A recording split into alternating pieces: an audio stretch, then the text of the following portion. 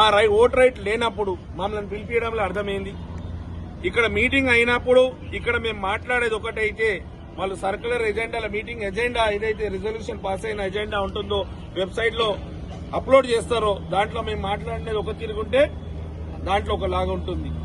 నేను మార్టిగేజ్ మీద last time mortgage ఒప్పుకునేందుకు ఎంతో మంది కంప్లైంట్స్ ఇచ్చారు. ఇల్లీగల్ కన్స్ట్రక్షన్ అవుతుంది, కన్స్ట్రక్షన్ 2 ఫ్లోర్ కి పర్మిషన్ ఉంటే 3-4 ఫ్లోర్లు కట్టుకుంటుండ్రు, 2,000 ఎస్ఎఫ్టీ ఉండాలంటే 3,000 ఎస్ఎఫ్టీ కడుతుండ్రు అని చాలా మంది కంప్లైంట్ ఇచ్చిర్రు. పేదవాళ్ళది ఎవరికైతే ఇన్ఫ్లుయెన్స్ ఉండదో వాళ్ళది కూలగొడుతుర్రు, ఇన్ఫ్లుయెన్స్ ఉన్న వాళ్ళది డబ్బులున్న వాళ్ళది ఎంతైనా కట్టుకుంటారు అనేసి కంప్లైంట్ ఇస్తే అందరికీ ఒకటే విధంగా న్యాయం ఉండాలని ఆ రోజు మార్టిగేజ్ ఏదైతే సిస్టమ్ తీసుకొస్తే కూడా మేము ఓకే అనడానికి ఒకటే కారణం, అందరికీ సమన్యాయం జరగాలి. డబ్బు ఉన్నోనికి ఒక న్యాయం, డబ్బు లేని వాళ్ళకి ఒక న్యాయం, లీడర్ మనిషి అయితే ఒక న్యాయం, లీడర్ మనిషి కాకుంటే ఇంకొక అన్యాయం అనేది లేకుండా అందరికీ సమానంగా ఉండేలా చేయాలని.